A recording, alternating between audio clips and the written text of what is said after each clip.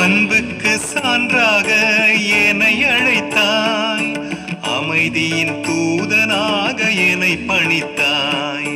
பாதம் கழுவுதல் மேன்மை என்றாய், பரிசுத்தமாகும் பாதை என்றாய். அழைப்பின் குரலை கேட்டறிவோ